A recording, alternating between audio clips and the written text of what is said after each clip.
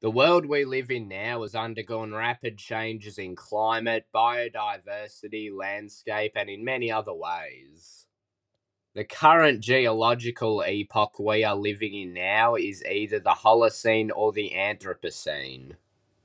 The Holocene is believed to have begun around 9700 BCE or 11,000 years ago. Meanwhile, some scientists believe the Anthropocene to have begun much more recently, around 1950 or 75 years ago. Since we have entered this quote unquote Anthropocene, the Earth's climate and biodiversity has changed, primarily for the worst. With global temperatures, sea levels, and carbon dioxide concentrations all increasing rapidly in 3/4 of a century. However, in this episode, I don't want to discuss the downsides of modern human existence. Instead, I want to look at the positives, particularly a long time before the Anthropocene begun. A time before humans began changing the Earth's ecology and climate. In this new series I'm creating, I want to discuss the different ecosystems of planet Earth in the year 5975 BCE, which was exactly 8,000 years ago. In this episode, I will be talking about the climate, geography, and natural environment of Cuba 8,000 years ago, before discussing the extinct and living animals that called this place home.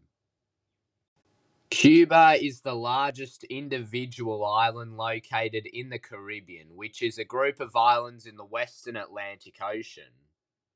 The island is 109,820 square kilometers in total area, rivaling the states of Kentucky and Tennessee. However, unlike Kentucky and Tennessee, Cuba is not situated in the temperate regions of the Northern Hemisphere, but rather in the Tropic of Cancer.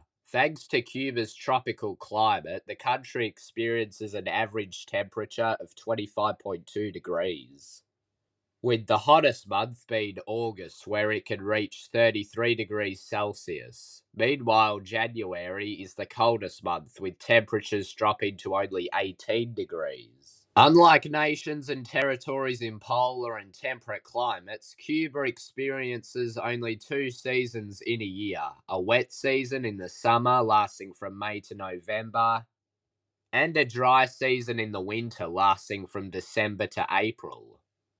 During the rainiest months from May to November, Cuba can experience anywhere from 22 millimeters to 180 millimeters of rain, excluding freak weather events such as hurricanes. Cuba also has high humidity with over 60% in the summer. Thanks to its high annual precipitation and tropical climate, Cuba is home to a massive rainforest. Cuba's rainforests were and still are home to several endemic species of flora, including the Cuban magnolia, ghost orchid, black orchids, and several palm trees, to name only a handful. The tallest palm trees that are native to Cuba are the Cuban royal palms, which can grow up to 34.5 meters or 113 feet in height.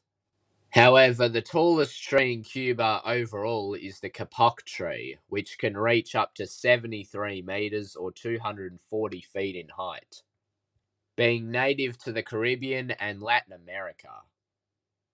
Unfortunately, not every unique species on Cuba from 8,000 years ago persists into the 21st century. Today, with the exception of the Cuban crocodiles, Cuba is lacking in megafaunal diversity.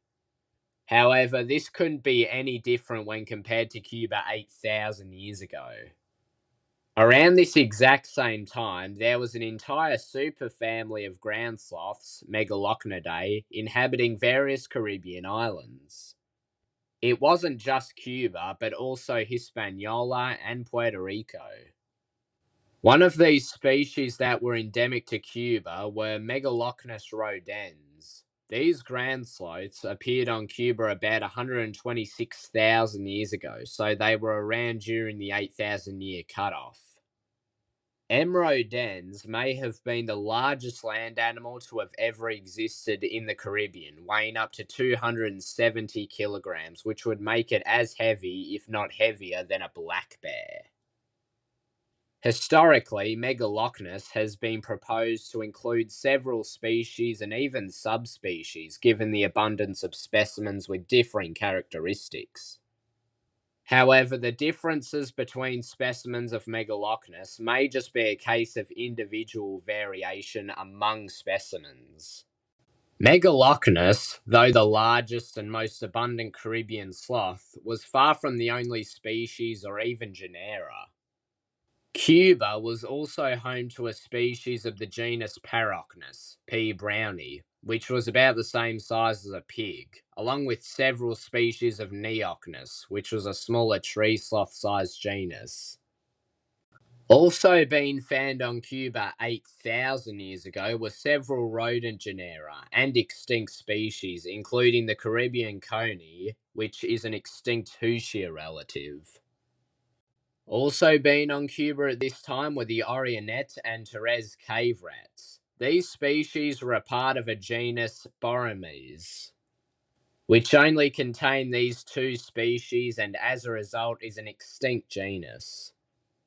Cuba, along with the rest of the Caribbean islands, were also home to the Nesophontes, a genus of small shrew-like animal that likely went extinct around 1500. Two species likely called Cuba home, the greater and the western Cuban Nesophontes. There was a larger species of Solenodon, the giant Solenodon, which was also found on Cuba, along with no less than two species of bats that also used to live on Cuba but are now extinct.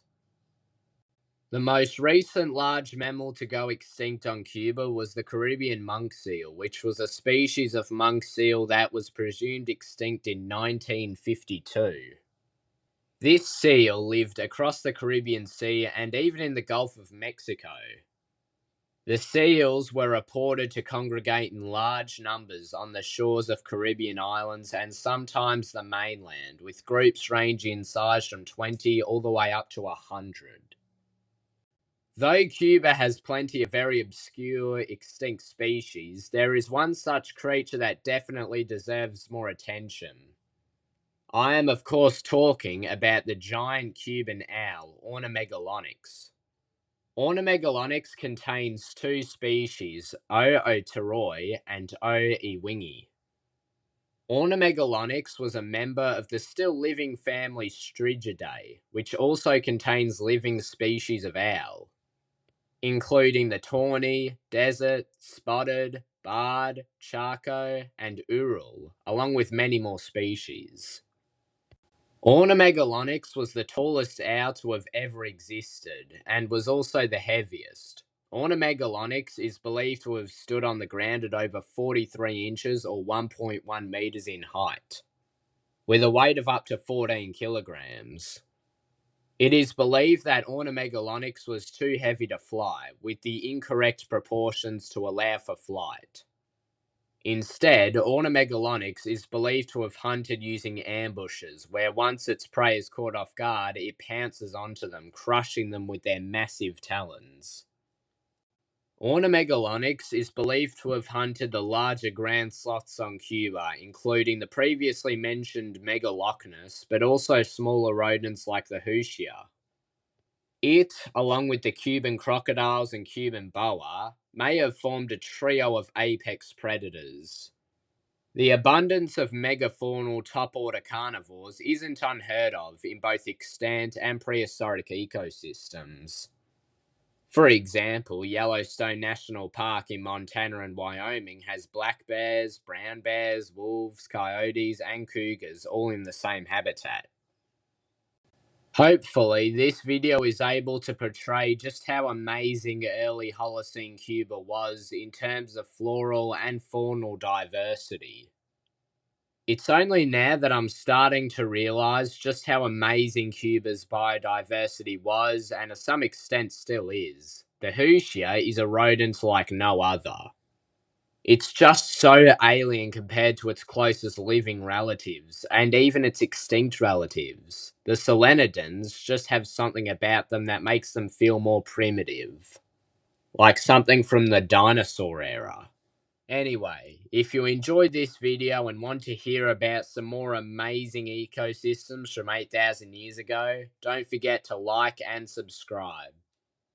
Do you want to hear about the home of the dodo bird on Mauritius? What about the Green Sahara, or one of the islands in Oceania, or Madagascar?